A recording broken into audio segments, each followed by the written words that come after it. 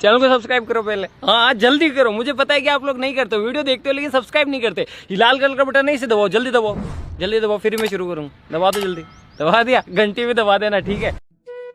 झील सूख रही थी तो कॉय ने कछुए को डंडी से लटकाकर उड़ने का प्लान बनाया। मुंह बंद रखना, कॉय ने चेताया। कछुआ हवा में था, नीचे भीड़ चिल्ला रही थी, देखो कछुआ उड़ रहा है। कछुआ गर्व से फूला नहीं समा रहा था। बतख और कौआ उसे पकड़े थे, डर रहे थे कि वह मुंह न खोल दे। अचानक कछुए ने मुंह खोला।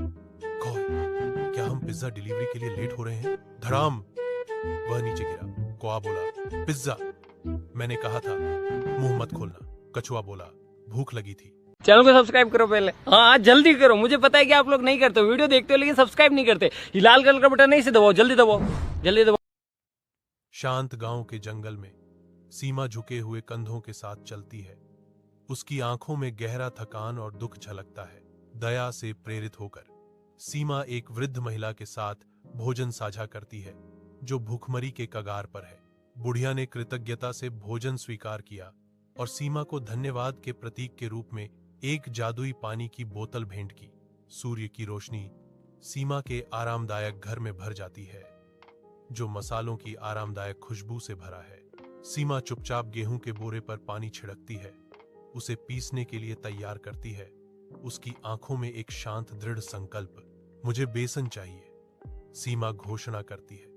जैसे ही बोरी ताजे पिसे हुए आटे में बदल जाती है, जिससे उसकी सांस हैरान रह जाती है।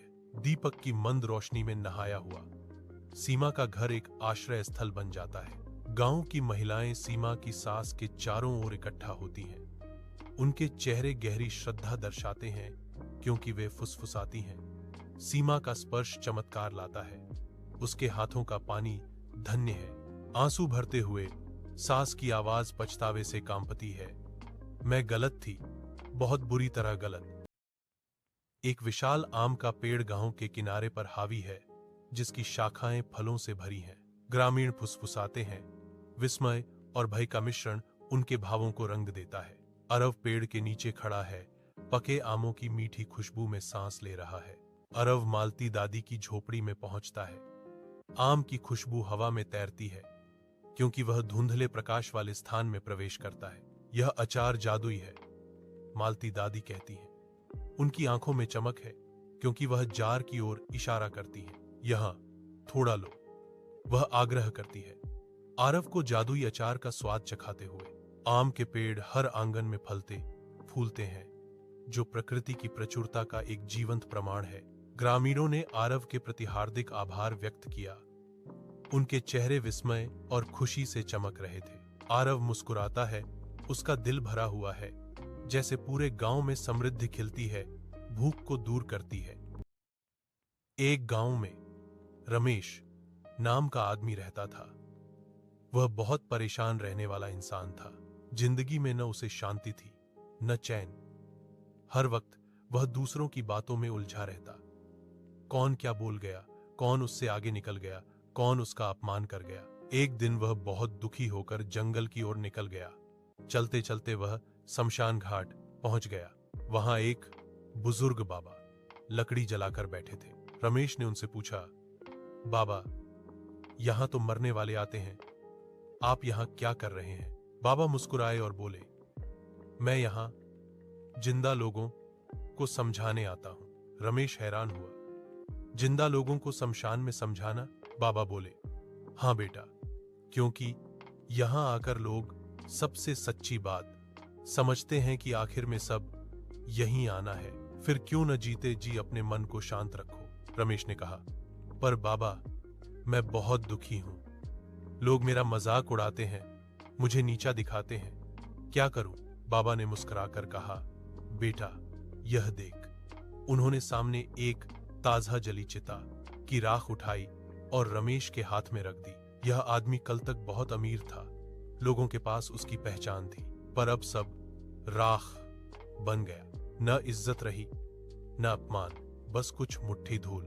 फिर बोले, जब अंत यही है तो दूसरों की बातों से अपने मन की शांति क्यों जलाना? जो आज तुम्हें हंसाकर नीचा दिखा रहे हैं, कल वे भी इसी राख में मिल जाएंगे। रमेश कुछ देर चुप रहा, फिर उसकी आंखों से आंसू बहने लगे। उसने बाबा के चरणों में सिर रख दिया और बोला, बाबा, आज समझ आया, जिंदगी की सबसे बड़ी सच्चाई शमशान घाट ही सिखाता है। उस दिन के बाद रमेश बदल गया। वह लोगों की बातों से ऊपर उठकर शांति से, सादगी से और प्रेम से जीने लगा। सीख, मौत से बड़ा कोई गुरु नहीं। जब अंत सबका एक सा है तो फिर जीवन में नफरत, गुस्सा और ईर्ष्या क्यों? सच्चा सुख मन की शांति में है, न कि दूसरों को मात देने में। एक छोटा सा शहर, बड़े सपने और एक ऐसा दिल जो हर बार टूटकर भी मुस्कुराना जानता था। कृष्ण ने अपने सपनों की कंपनी में तीसरी बार अप्लाई किया था। पहली बार रिजेक्ट हुआ, दूसरी बार बेटर लक नेक्स्ट टाइम मिला, और अब तीसरी बार वो उम्मीद से गया। इंटरव्यू के आखिर में एचआर ने कहा, you are talented but we are looking for someone more experienced. वो मुस्कुराया, लेकिन भीतर से बिल्कुल खाली था। बाहर बारिश हो रही थी, जैसे आसमान भी उसके साथ रो रहा हो। वो सड़क पर चलता हुआ एक टी स्टॉल पर रुक गया। वहीं बैठी थी एक लड़की, अनजान लेकिन बहुत सुकून देने वाली मुस्कान के साथ। लड़की बोली, आप भी रिजेक्ट हुए? क्रिश चौंका, हाँ, तीसरी बार। वो हंसी, तो क्या हुआ, मैं 5 बार रिजेक्ट हुई हूं, अब अपनी कंपनी खोलने जा रही हूं। क्रिश बोला, तुम्हें डर नहीं लगता?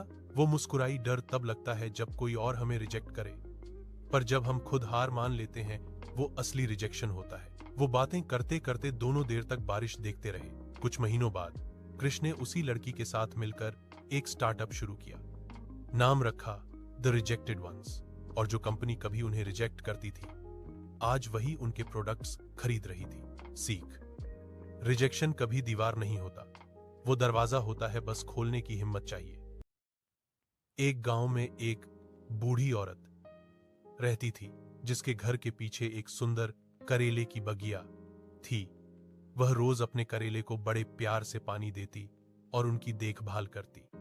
करेले इतने ताजे और हरे थे कि पूरे जंगल में उनकी खुशबू फैल गई। एक दिन चालाक लोमड़ी उस बगिया के पास आई। उसने सोचा, अरे वाह, इतने स्वादिष्ट करेले तो मजे से खा लूं। वह रात को चुपके से बगिया में घुसी और करेले खाने लगी। सुबह बूढ़ी औरत ने देखा कि आधे करेले गायब हैं। उसने चाल चली, उसने कुछ करेले पर तीखी मिर्च और नीम का रस डाल दिया।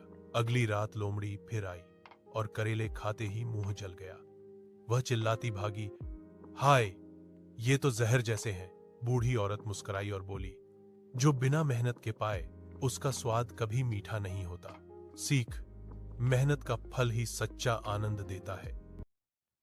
आज भी गहरे समंदर में जब 2 समुद्री घोड़े दिखते हैं तो लोग कहते हैं ये मीरा और आरव हैं, जिनका प्रेम अमर हो गया। जलपरी मीरा ने डूबते नाविक आरव को बचाया।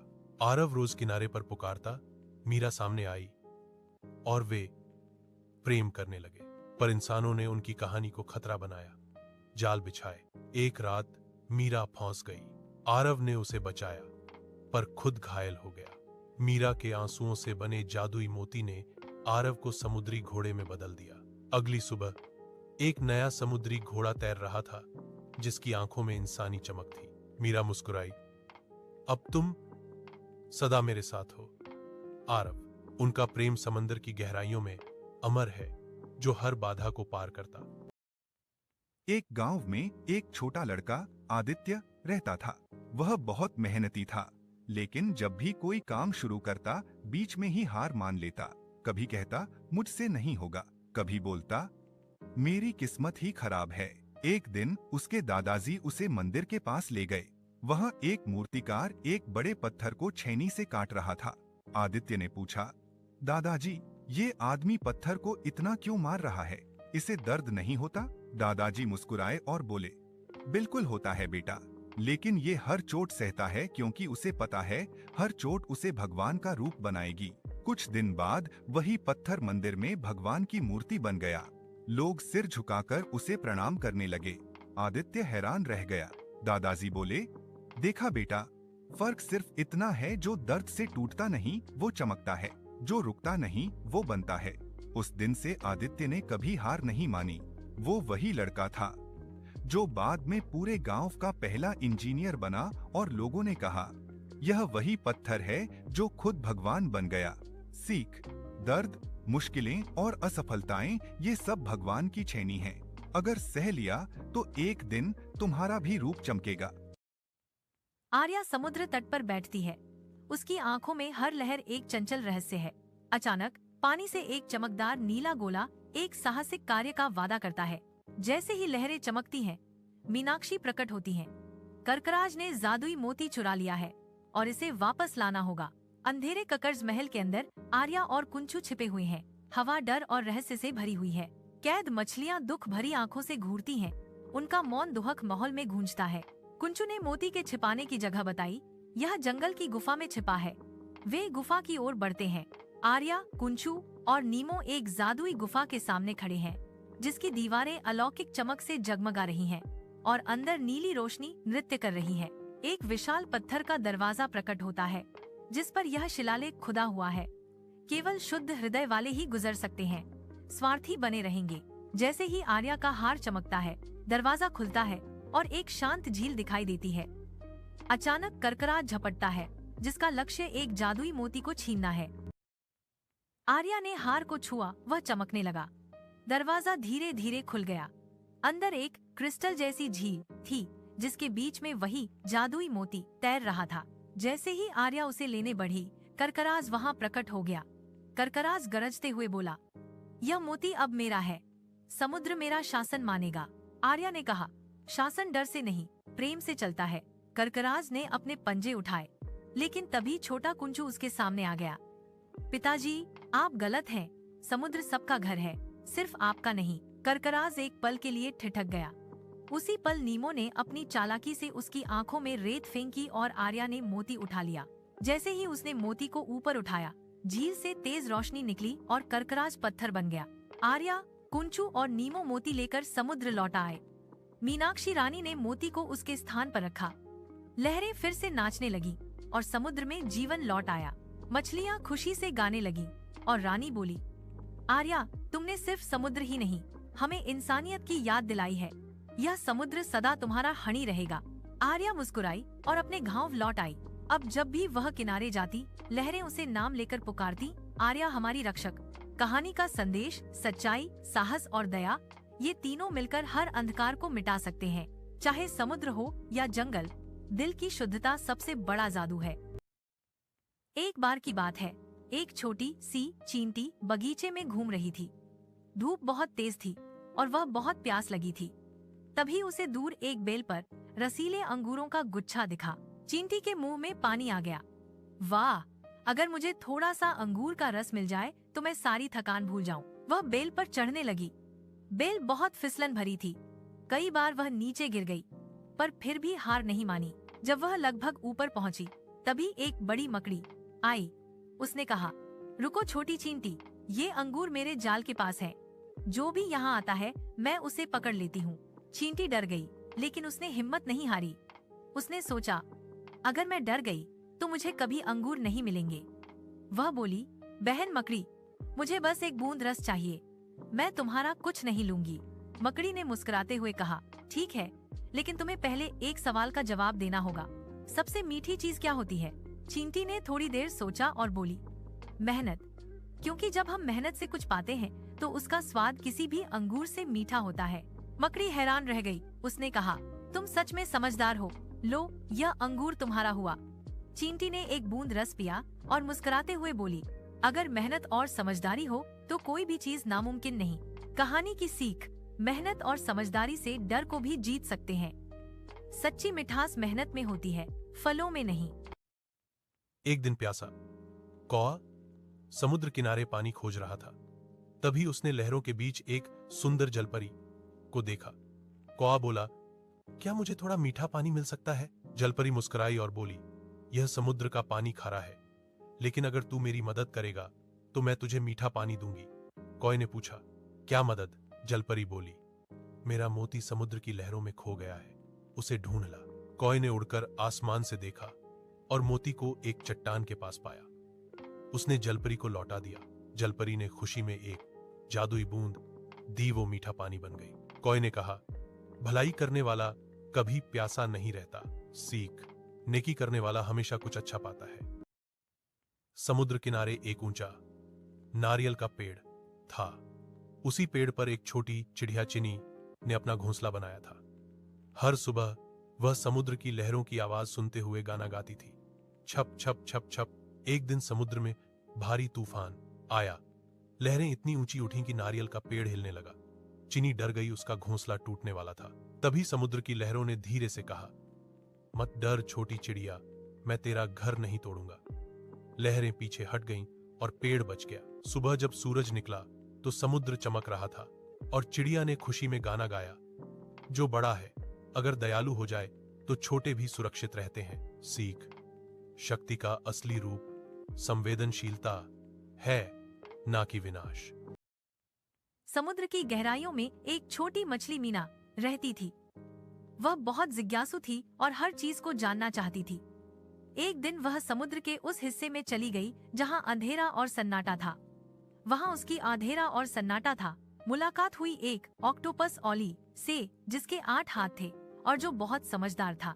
मीना डर गई, लेकिन ऑली मुस्कुराया और बोला, मत डर छोटी मछली, मैं तेरा दोस्त बनना चाहता हूँ। धीरे धीरे दोनों की गहरी दोस्ती हो गई। ऑली उसे समुद्र के रहस्य सिखाता, कैसे मोती बनते हैं, कहाँ खजाने छिपे हैं और कौन से पौधे जादुई हैं। एक दिन समुद्र में बड़ा तूफान आया। सारी मछलियां डरकर इधर उधर भागने लगीं। मीना एक जाल में फंस गई। ऑली ने अपने 8 हाथ फैलाकर जाल को तोड़ा और मीना को बचा लिया। जब तूफान थम गया, मीना बोली, तुम सिर्फ समझदार नहीं, सच्चे दोस्त भी हो। ऑली मुस्कुराया, दोस्ती वही जो मुश्किल में साथ दे। सीख, सच्चा दोस्त वही होता है जो खतरे में भी तुम्हारा साथ न छोड़े। एक तालाब में मछली मिनी और मेंढक टिंकू रहते थे। दोनों अच्छे दोस्त थे, पर दोनों की दुनिया अलग थी। मिनी पानी में रहती और टिंकू किनारे पर कूदता। एक दिन टिंकू बोला, मिनी, बाहर की दुनिया बहुत सुंदर है, तू भी देखना चाहती है? मिनी बोली, अगर मैं बाहर आई तो सांस नहीं ले पाऊंगी। फिर एक दिन तालाब का पानी सूखने लगा। मिनी परेशान हो गई।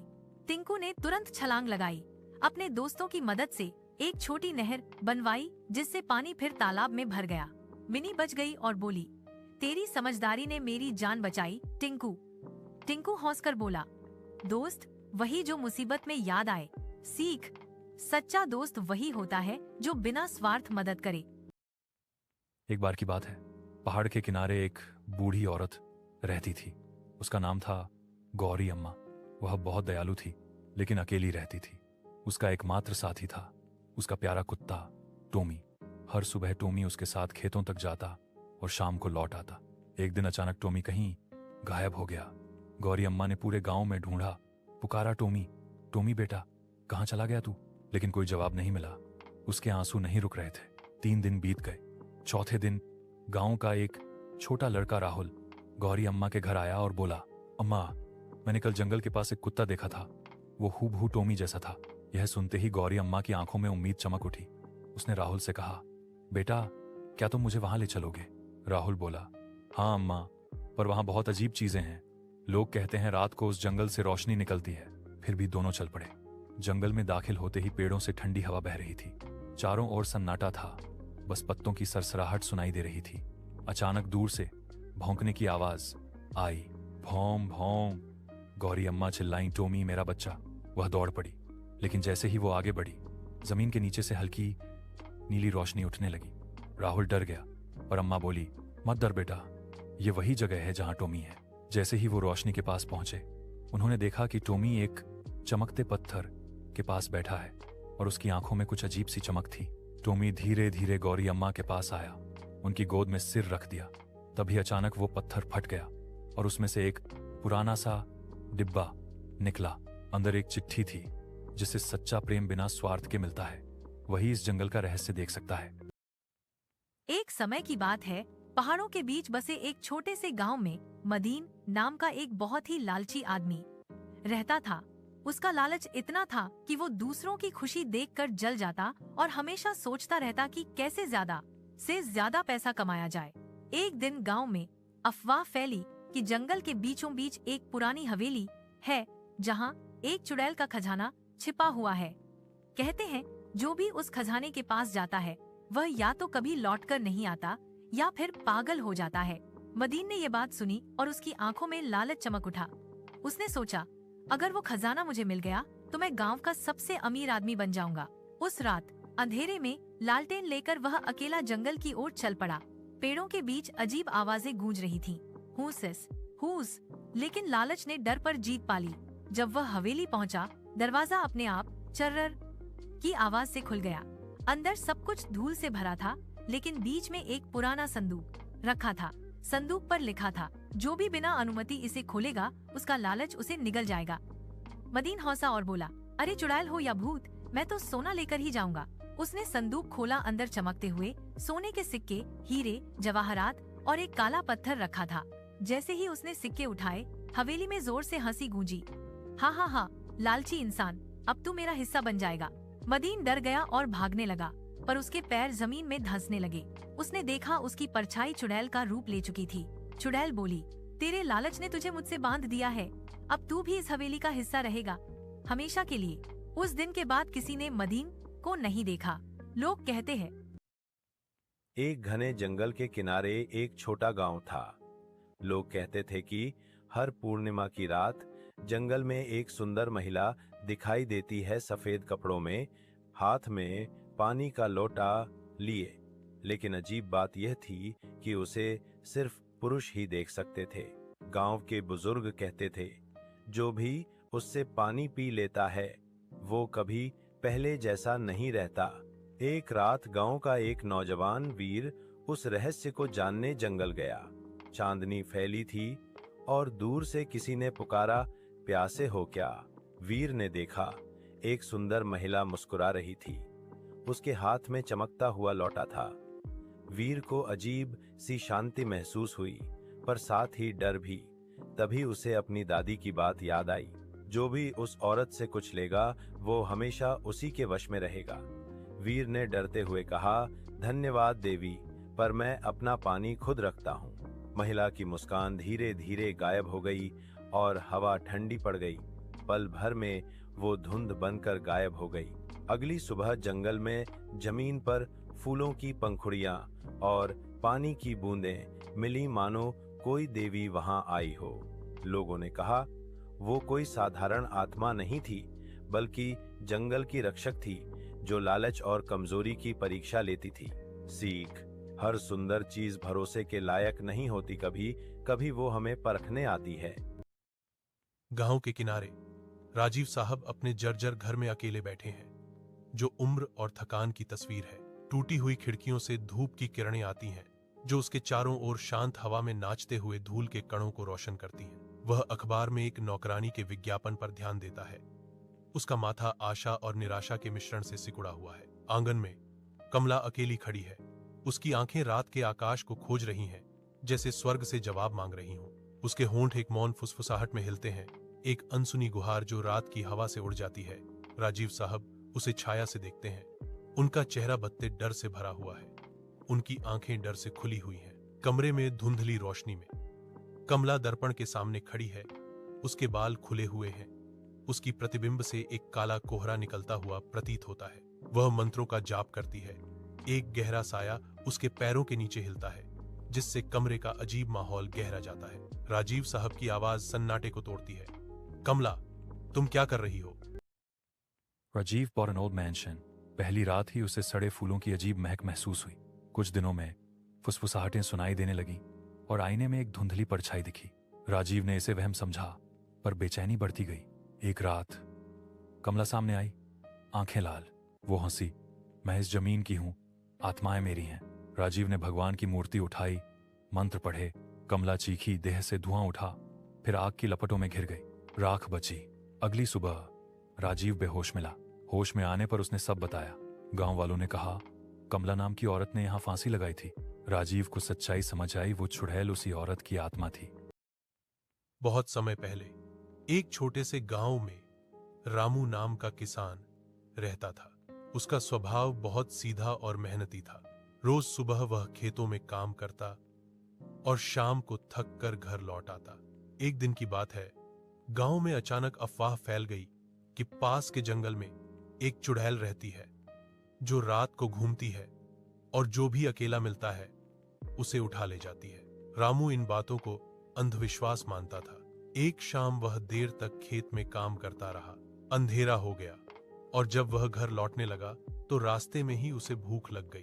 उसने अपनी भोजन की थाली निकाली जिसमें रोटी, दाल और थोड़ा अचार था। वह एक पुराने पेड़ के नीचे बैठकर खाने ही वाला था कि तभी एक ठंडी हवा चली और पीछे से किसी के कंगन जैसी आवाज आई, छन्न छन्न। रामू ने मुड़कर देखा, एक सफेद साड़ी में लिपटी औरत खड़ी थी। उसके बाल खुले हुए थे, आंखें लाल और चेहरा अजीब डरावना। वह बोली, रामू, क्या मैं तुम्हारे साथ खाना खा सकती हूं? रामू डर तो गया, लेकिन उसने सोचा, अगर मैं डर गया तो शायद ये मुझे नुकसान पहुंचा दे। वह बोला, बैठ जाइए, पर थाली में जितना है उतना ही बांटना होगा। चुड़ैल बैठ गई। जैसे ही उसने थाली में हाथ डाला, थाली से भाप निकलने लगी और खाना अपने आप दोगुना हो गया। रामू हैरान रह गया। चुड़ैल मुस्कुराई और बोली, जो डर को हराता है उसके भाग्य में बढ़ोतरी होती है। उन्होंने साथ में खाना खाया। जब रामू ने सिर उठाया तो चुड़ैल गायब थी। अगली सुबह जब वह उठा तो उसके घर के बाहर सोने की थाली पड़ी थी जिस पर लिखा था, सच्चे दिल वाला ही डर पर जीत पाता है। उस दिन से रामू गांव का सबसे सुखी इंसान बन गया। सीख, डर कभी सच्चाई नहीं होता, बस एक परीक्षा होती है। जो उसे पार करता है उसे जीवन का असली पुरस्कार मिलता है। एक बार की बात है, एक हरा भरा सुगंधित जंगल था जहां हर पेड़, हर फूल और हर नदी जैसे गुनगुनाती रहती थी। उसी जंगल में एक प्यारी सी बतख डक रहती थी जिसका नाम था चिक्की। चिक्की बहुत ही चंचल थी। वह झील में तैरती, कमल के फूलों से बातें करती और मछलियों के साथ खेलती थी। उसी जंगल में एक विशालकाय हाथी, एलिफेंट, भी रहता था। उसका नाम था गज्जू। गज्जू शांत स्वभाव का था, लेकिन उसका दिल बहुत बड़ा था। एक दिन सुबह सुबह जंगल में एक सुंदर राजकुमारी, प्रिंसेस, आई। उसका नाम था राजकुमारी रिया। वह एक हिरण के पीछे पीछे जंगल में इतनी दूर आ गई कि रास्ता भूल गई। रिया रोने लगी, अब मैं कैसे वापस जाऊं? रास्ता तो पता ही नहीं। तभी झील के किनारे से चिकी बतख आई और बोली, मत रो राजकुमारी, मैं तेरा रास्ता ढूंढने में मदद करूंगी। गज्जू भी पास आया और बोला, हम दोनों मिलकर तुम्हें महल तक छोड़ देंगे। तीनों ने मिलकर सफर शुरू किया। रास्ते में एक नाला आया। चिकी ने रास्ता दिखाया। फिर एक बड़ा पत्थर आया। गज्जू ने उसे हटाया और राजकुमारी ने दोनों को फल खिलाए जो उसने अपने साथ लाए थे। रात हुई तो तीनों ने साथ चांदनी में बातें की। राजकुमारी बोली, तुम दोनों सच्चे दोस्त हो। अगर हर इंसान तुम्हारी तरह दयालु होता तो दुनिया कितनी सुंदर होती। सुबह जब वे महल पहुंचे तो राजा और रानी बहुत खुश हुए। उन्होंने चिकी और गज्जू को जंगल के रक्षक की उपाधि दी। उस दिन से तीनों, बतख, हाथी और राजकुमारी, हर सप्ताह जंगल में मिलते, खेलते और हंसते थे। जंगल में अब कोई भी उदास नहीं रहता था, क्योंकि वहां दोस्ती की महक बस गई थी। कहानी की सीख, सच्ची दोस्ती रूप आकार्य